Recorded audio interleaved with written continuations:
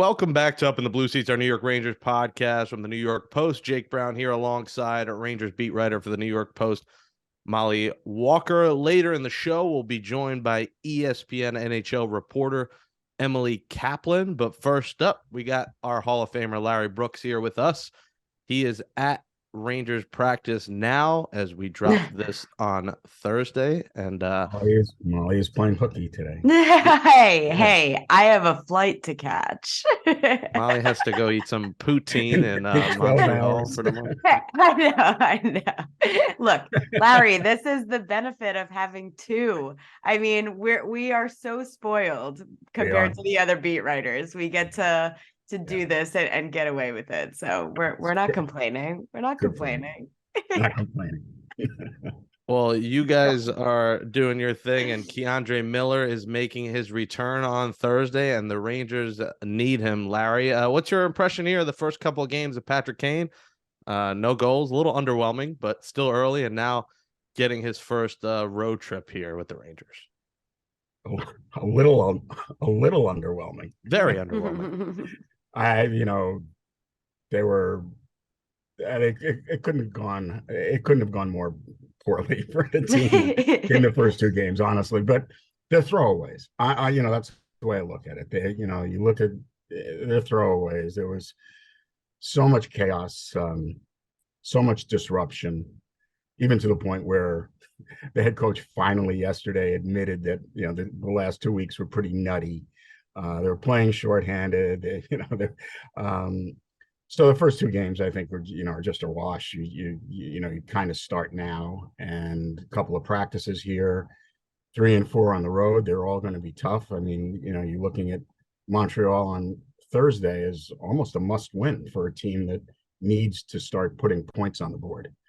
Islanders are 5 points behind. I understand there's games in hand, but you have to win those games in hand too. So the Rangers are going to need to start putting up points. They're going to need to start winning. I think K'Andre Miller coming back is important. It gives them at least one of their top two pair. Ryan Lindgren, I'd be surprised if he doesn't play at all on this road trip. I think he'd probably come back on this road trip at some point. So they need to solidify their play away from the puck as much as their play with the puck. I think we'll see over the next 3 games how these lines work. I think the anticipation is that Panarin and Kane will figure it out. But I also think that there's no reason to be married to the concept of Kane and Panarin. If it's just not working, and we've seen this coach throughout the year doesn't hesitate to make changes. So I would say these 3 games are a window into what the rest of the season may look like if the line combinations work. They need some stability here, and I think from here on they'll have it. They'll have stability. Whether they can play well enough or not is a different question. What about your first impressions about Patrick Kane just as the person? I mean, I feel like you and I have been talking about it. We've written so much about him. Yeah. He's finally here, at least in my book, his first press conference, and then just what I've seen from the first practice day. He gets it when it comes to the whole media game. I feel like I've also heard that he's a hockey nut, which is why I was so impressed with how much he knew about the Rangers in general, the way he rattled off names and the context of the players and things like that. So just what are your first impressions of Patrick Kane as the person as well? Well, what strikes me is how deferential he's been. Yeah. And I understand, he's coming into a place that he referenced yesterday has been built by the Kreiders, the Zibanejad, the Adam Foxes, who have only, and the Jacob Trubas. And so he doesn't want to come in and Bigfoot anybody. He's not walking in saying, I'm Patrick Kane. Yeah. In fact, he's walking in saying, I'm this guy. And I think there needs to be, as I wrote in Wednesday's paper, right? Today's paper. That there needs to be a little bit of Reggie Jackson in him, who has brought his start in New York. He's Patrick Kane. They didn't disrupt their team for 2 weeks to bring in a middle six guy or a bottom six guy to fit in. Of course, he has to fit in, but he needs to, I think, be a little more assertive. But it's going to be a process. I understand that too. He's not walking in and he's not kicking anyone out of their seat on the bus or telling somebody where to sit on the plane. Again, this will be his first road trip with the team. He's taken 16 years of road trips with the Chicago Blackhawks where he knows where he sits. He knows what time to be, he knows what time is on time and what time is late. So this is going to be, an adjustment period for him too. But I think being on the road will be good for him. He'll spend a little bit of time with his teammates in social settings and practices. And but he's a very impressive, very impressive person. I feel like kind of low key personality. Right. I feel like we have to appreciate the fact that this is Patrick Kane walking into the Rangers locker room, and the fact that he's given off this demeanor of not wanting to step on anybody's toes. It's Artemi Panarin's team. The whole thing about how he talked about Ryan Carpenter, shot him a text, you better be worth it. I'm sitting on the bench tonight. I just feel like it's very raw and real, and I feel like he's very self-aware of that type of the type of situation he's walking into, which I feel like you almost have to appreciate that, because I feel like that's kind of rare. I think that's very perceptive. Yeah, I think it's perceptive on your part, and I think it's perceptive on his part. It is. All right, so getting down to some X's and O's, power play gets a nice little shakeup here, and I feel like I wrote about this the other day, just in one of the off days, and I didn't write this exactly, but I almost kind of insinuated it.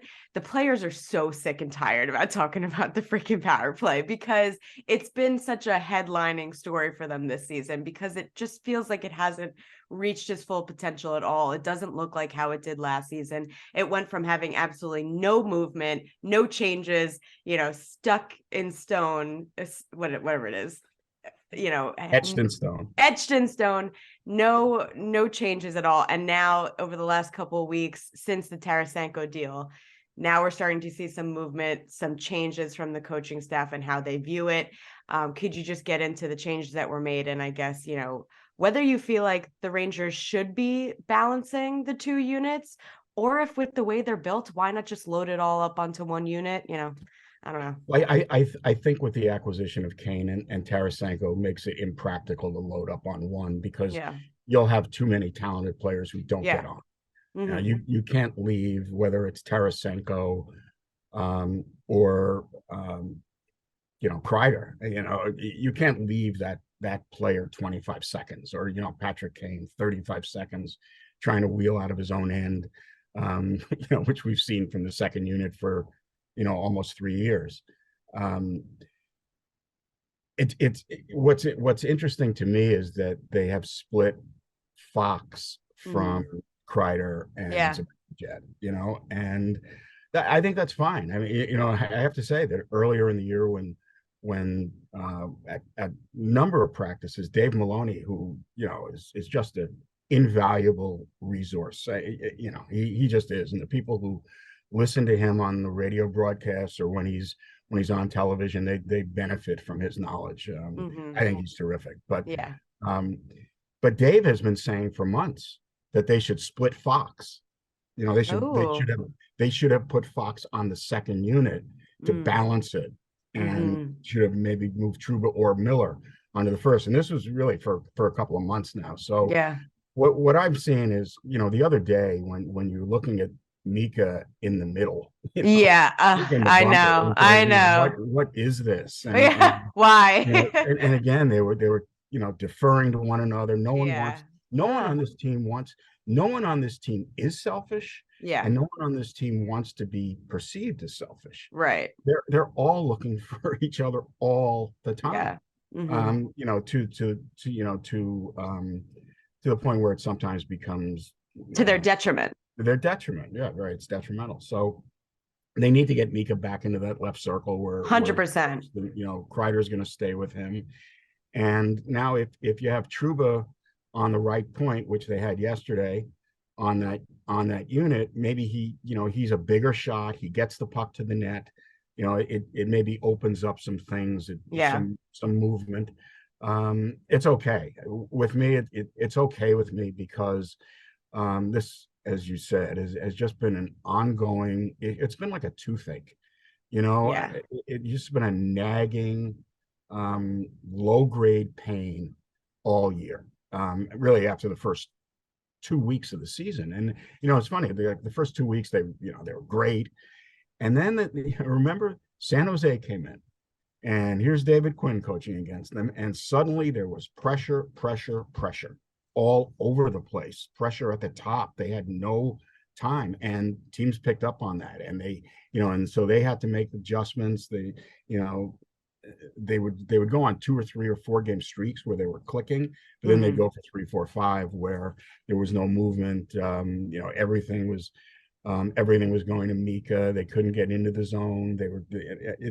So I think a fresh look is necessary, and I think it also allows them to be a little bit more creative now. They're looking at little new combinations. They might get a jolt out of this, and they can always go back to putting Fox with Zibanejad and Kreider. But again, Tarasenko now is a weapon. They have to figure out how to integrate Tarasenko more into the power play. So I'm all for it. It was overdue. Hedl back, Hedl now is up again. Lafreniere is playing well. It's interesting. Suddenly now he scored a couple of power play goals in the last 2 weeks, his first 2 power play goals of his career. And there's no reason why he shouldn't be productive on the power play. So I like the fact that they have 2 units that are loaded with firepower. You're just teeing me up for my next question. I feel like the way Alexis Lafreniere has been playing lately has been pretty underrated. And maybe it's because that impact player side of him has taken some time to come out. But I've really, really liked his game lately. Just what are you seeing in general? I think he's been more involved. I think he's been more engaged. It actually has reminded me the last couple of weeks of the way he played the first few rounds of the playoffs last year, where he was in the middle of everything, and you noticed him just about every shift he was on the ice. And I think I talked to him a bit after the game in Boston, talking about his physicality, and because that was and his ability to grind, which was one of the a compliment that Patrick Kane paid to him and to Kako in his introductory press briefing. He talked about them, and he said he admires the way they grind, which is not common for players who are drafted so high, 1 and 2. And I think that's a big part of Lafreniere's game. And he said, when I chatted with him in Boston, he said that he always wants to make a play. That's his objective. Whenever he has a puck, he wants to make a play. But he understands that the physical element of his game is important, and he enjoys it, and he brings it. And you take a look at what other teams in the league have done, the grit maybe teams added, the agitators teams added. I mean, Boston added one in Hathaway. I mean, the whole game on Saturday, like the Rangers weren't bullied on Saturday, but there was somebody in their face all the time. And Hathaway was the guy who was in their face just about every time he was on the ice.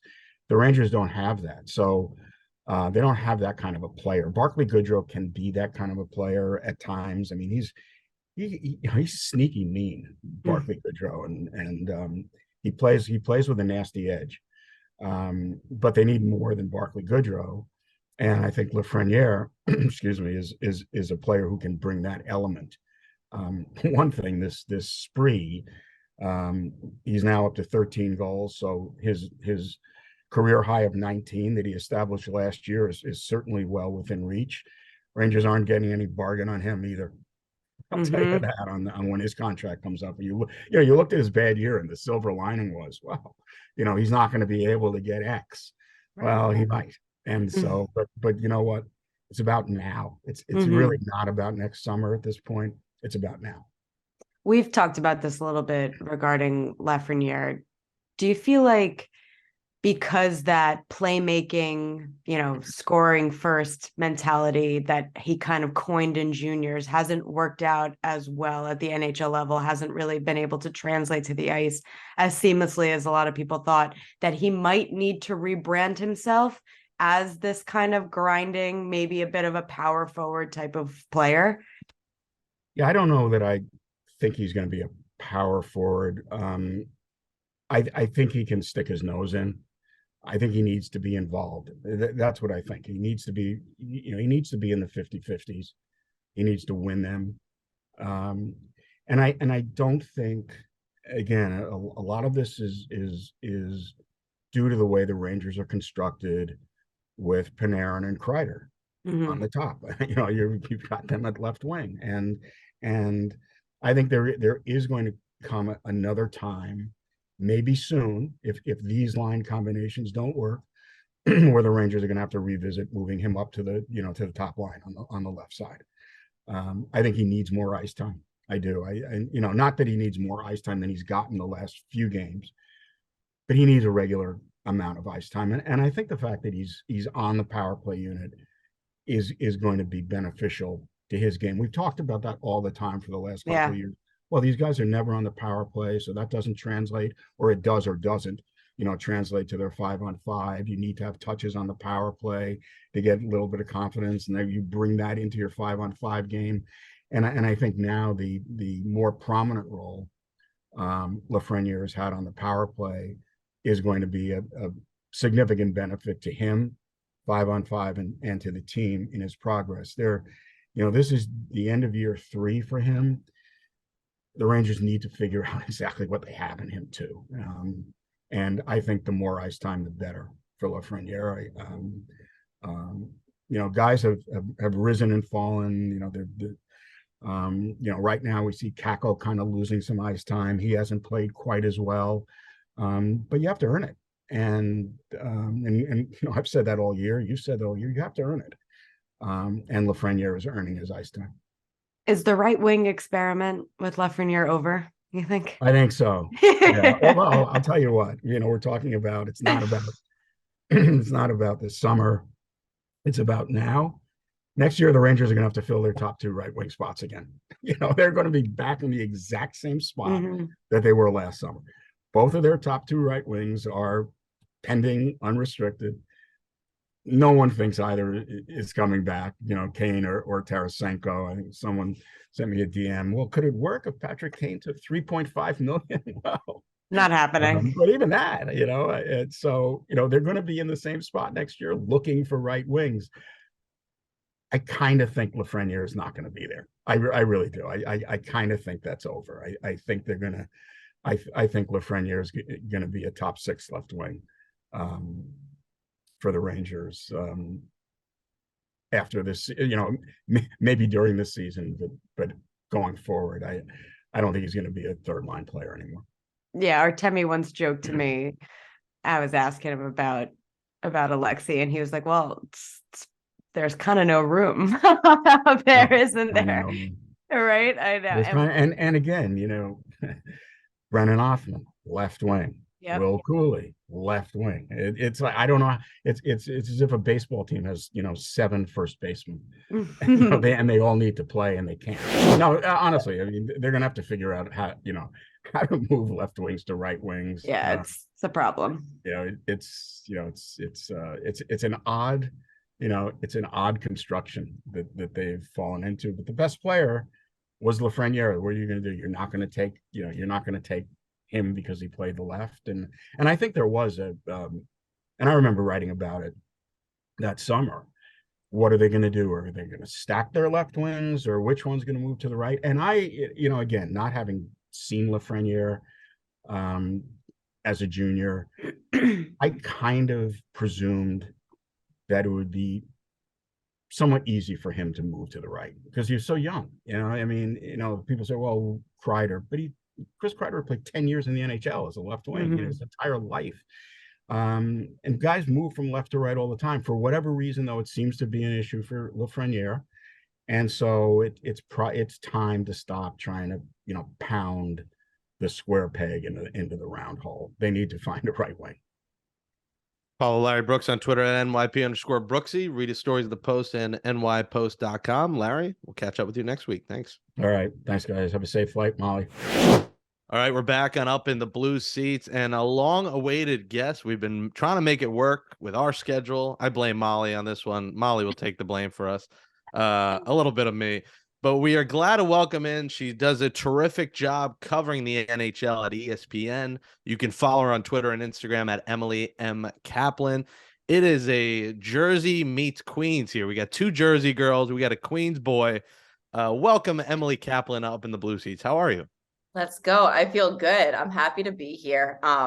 Yes, Molly's schedule has been difficult, but I have to say the way Molly covers the New York Rangers and the fantastic job she does, she deserves and is worth every ounce of difficulty. So thank you for your patience with me as well, but I'm glad to finally be here. I agree. I agree. I like that. Look, that Molly, take a breather. She's flexing for you right here. Molly, I'm just telling you, since she came onto the scene covering the NHL, sorry, Molly, just like you're gonna have to deal with me. Stop. Has done such an incredible job. I'm just so proud to see the way she owns the beat with such confidence. The way that she treats people there, people treat her. You can tell like she's a true professional and a rising star in this biz. So huge fan over here. Emily, stop it. You're gonna make me blush. It's my fellow Jersey girl. I'm so happy. It's the Jersey thing, and it is North Jersey too, to be clear, right? Yes, of course. There is no other. There's no other part of Jersey. Well, there's no Central Jersey. That's Fugazi, Central. I don't know what you're talking about. I don't. Central Jersey, is that a thing? We don't want to insult our Central Jersey listeners. Please, let's get at me later. Well, the bagel debate is big because Jersey folks will say their bagels are better, and you are a big bagel gal. Do you have like a Mount Rushmore and a favorite bagel place that is a must in Jersey? No, I mean, like the only reason I'm a bagel snob, honestly, is because I moved to Chicago. I was, grew up in New Jersey, lived in New York, and came here. And I cannot find one bagel that's not trash. Everywhere people send me, like they're called New York Bagel and Bialy. And like I go and I'm like, this is absolute garbage. So you're lying. No, exactly. And so the only good bagels are the ones that are in my freezer that I'll bring back from New Jersey or New York that are sliced. I throw them in the oven. Everything bagel with cream cheese, bacon, egg, and cheese. If I've had a night before and need a little bit of a pick me up the next day, that's my go-to. Well, that's a perfect transition, as a former Jersey girl, but then you've been in Chicago since 2016. So also getting into a different sports scene. And obviously now we have one of Chicago's, probably one of their Mount Rushmore athletes, Patrick Kane.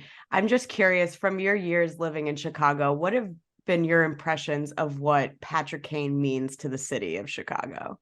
Oh, man. I mean, I'm 31, and so my friends and the kids that I hang out with, I call them kids, I call everyone kids, we're all huge Blackhawks fans when they were winning Stanley Cup, and a lot of them were bandwagon fans. I couldn't watch them growing up because of the blackouts, and then all of a sudden this team was awesome, and Patrick Kane and Jonathan Toews were their heroes. They were coming up at an age where like they were coming of age. They were drinking at the bars that people their age were drinking at. They were super accessible, and then they won championships and were just dominant on the ice.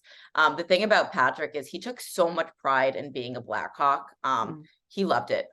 This city meant so much to him, to his family. His dad is ubiquitous at the rink. These are some of the reasons why it was really emotional and really challenging for him to have to say, I'm going to walk away. He had his reasons of why he did, and he wanted to go to his preferred destination, but all of this has been super emotional to him. And I also just found, covering the team and being around the team, that sometimes the public perception of Jonathan Toews and Patrick Kane and privately what they were like were completely opposite. Everyone thought of Jonathan Toews as Captain Serious, right? That was actually Patrick Kane. And especially over the last 7 years, his life is going to the rink, going home at night and thinking about the rink. He was really cutting edge when it came to ditching body weights before his age 30 season. I mean, ditching weights, he's only doing body weight movements, mobility, flexibility, super conscious of what he puts into his body. Really, really big nerd of the game. Like, he was a guy that would go up to a morning skate and could ask him about any single player in the league, any play in the league, and he would know about it. And so that's the guy that the Rangers are getting right now. Yeah, I was told he was a hockey nut. That was one of the big things that was told about him. It's almost like a savant, even. Like, he can recall plays and he can recall games from like years in the past. It's just what he lives and breathes. We gotta love that. Doing a bit of a trade deadline review, did what the Rangers what the Rangers do impress you, or because every other team, excuse me, in the East got their own big name guys, it just kind of blended in? Or was the Tarasenko and Kane deals and bringing Mott back? What did you think about that in general for the Rangers? Yeah, even in a year where I felt like the entire league was going bold, what the Rangers did stood out. I mean, look, you had like the Chicago Blackhawks and St. Louis Blues rivalries in the 2010s were insane. And the two biggest stars were Patrick Kane and Vladimir Tarasenko. And you're bringing them both to one team, already one of the most skilled teams in the league. Like, that's insane. I think there are other areas that Chris Drury might have wanted to add. He maybe said, okay, maybe we want a little more toughness. Maybe they want to add more on D. But the truth is, when the greatest American player of all time, who is still operating at quite a high level, wants to come to your team, you got to figure out a way to make it happen. So I'm super impressed by the way that they were able to make it happen. I know that they've been paying for it with a little bit of salary cap hell right now, an emergency call up drama, but I think in the end, it'll be worth it just to excite the fans to try to ride this momentum and see if you can win in the NHL with really what is a super team. Yeah, the Rangers cap situation right now, I don't think they can afford a bagel in New Jersey at this point. Bacon, egg, and cheese. It's kind of that point. They're pinching pennies. Getting to ESPN, Emily, you come from SI, the Globe, AP, Philadelphia Inquirer. People say, oh, you want to work at ESPN one day. Well, you're there now. What is it like, the criticism that people, because you're at a job where people will criticize your every question. You may only have 3 questions. You'll get tweets, you'll get emails. What is it like going through that criticism, and how do you overcome and try to avoid the tweets and the texts and the emails and all that? Yeah, being on a very visible stage on TV was not something that you can really prepare for. And working for ESPN, you realize like it's the sports media giant in this country. It's on at every sports bar. It's on at every airport, at the gym, la-di-la-da.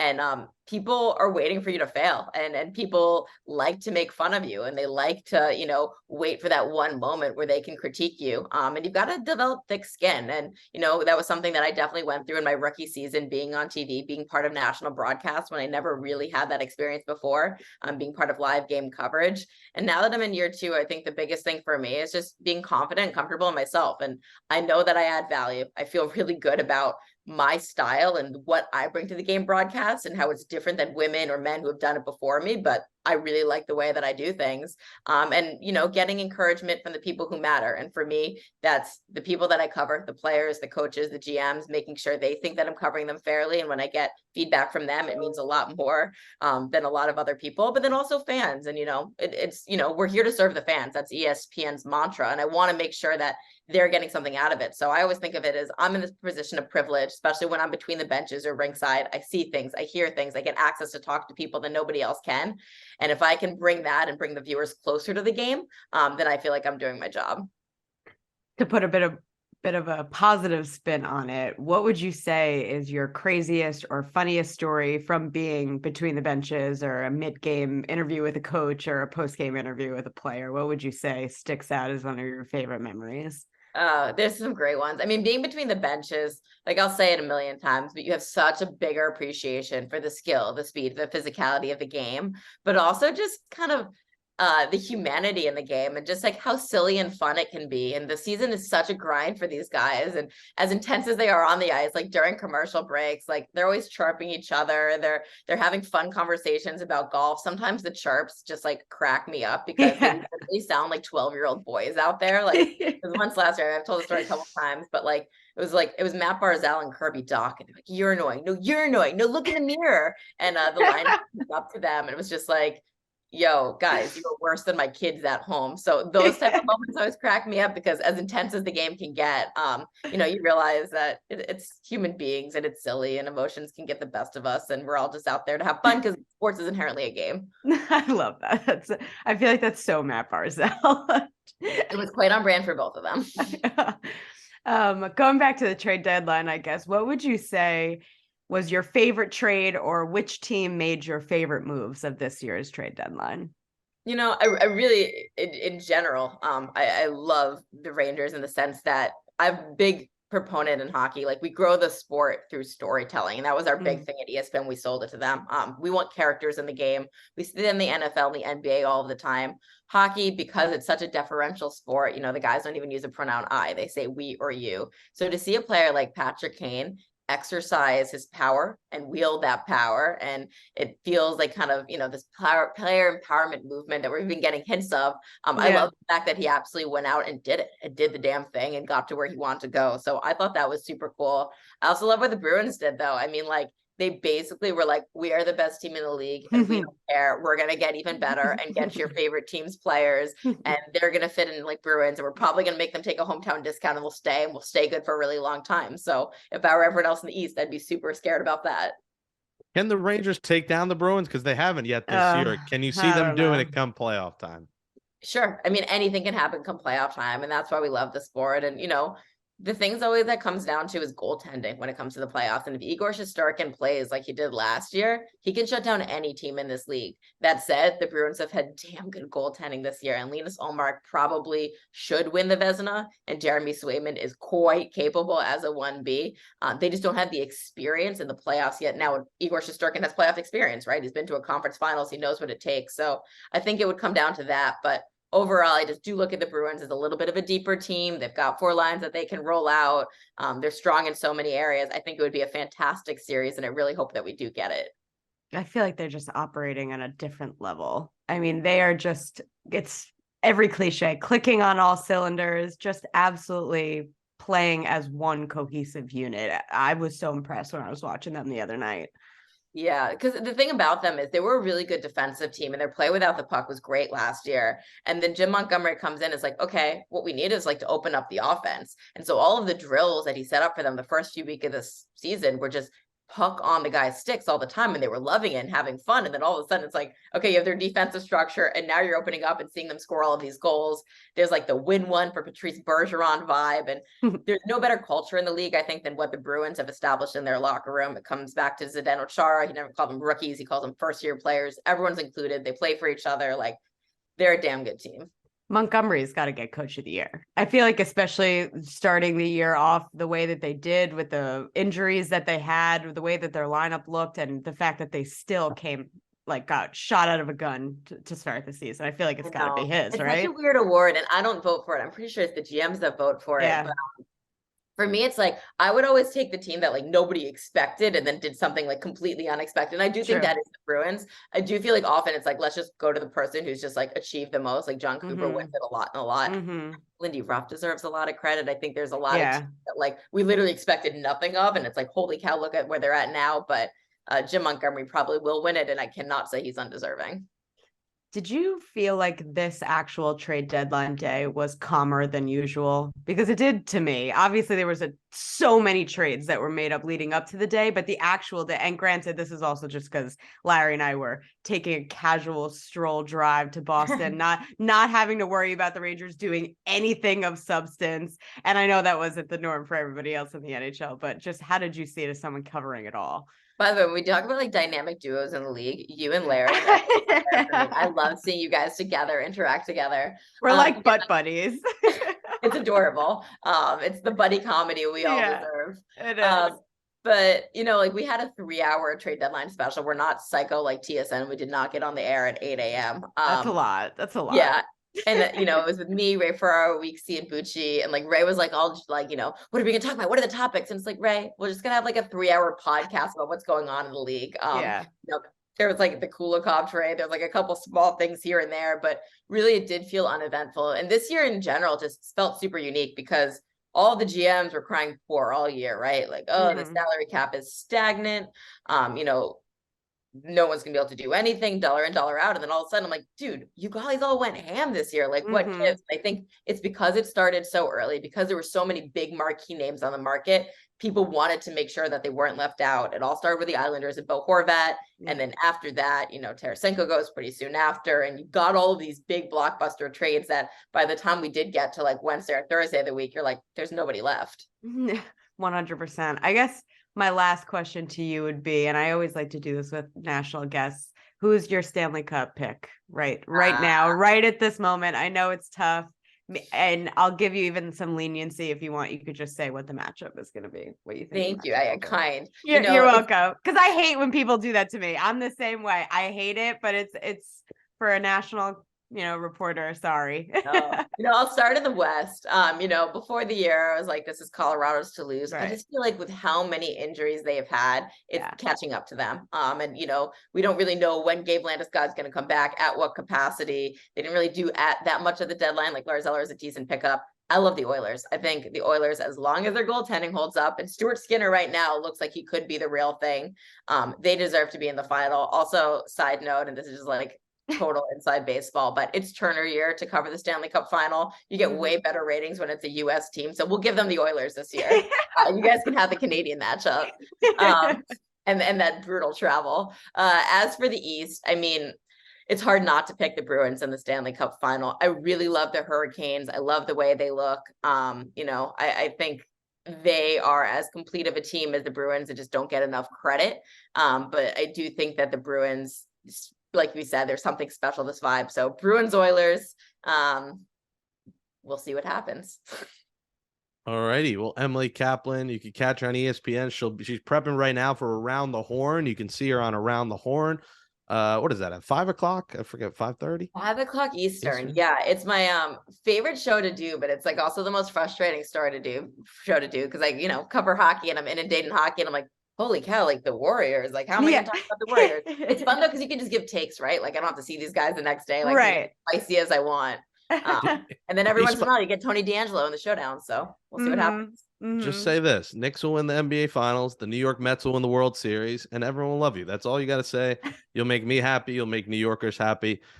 Bring you back to your tri-state roots. Are you getting used to Chicago now? Is the because the pizza is nowhere near as good. Let's just keep it real. No, I mean, it's a different breed. Like deep dish is like a casserole. Like if you want casserole, you go for deep dish pizza.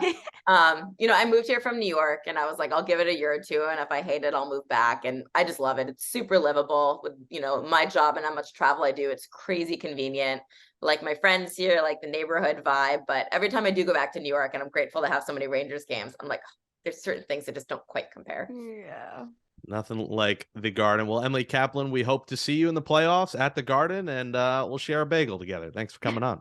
Oh, no, we'll each get our own bagel, but we'll have them together. Sounds like a plan. Appreciate it. Thanks for coming on. My pleasure.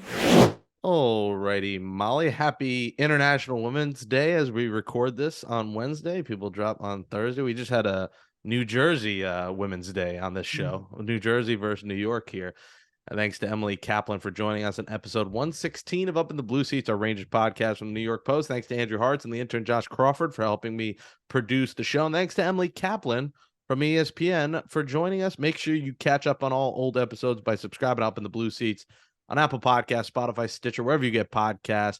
And if you're watching right now on New York Post Sports YouTube, you can find us there. Go to the Up in the Blue Seats podcast playlist. You can watch full episodes. Give us that thumbs up and comment below your thoughts on the show. Follow us on Twitter at Mollie Walker, 2 E's, 2 R's, and at Jake Brown Radio. Molly, I think Drake has rapped about Budokan, and you went to Budokan. Does it live up to the hype of being in a rap song? Because when you're in a rap song, I expect it to be bougie. I expect it to be top shelf food. What do you think of Budokan?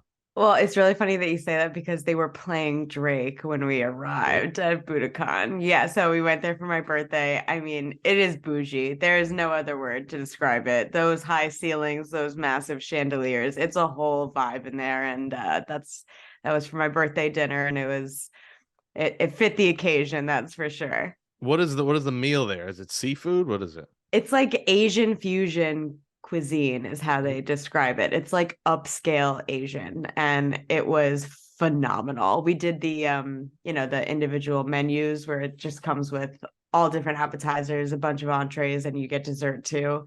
It was so much food.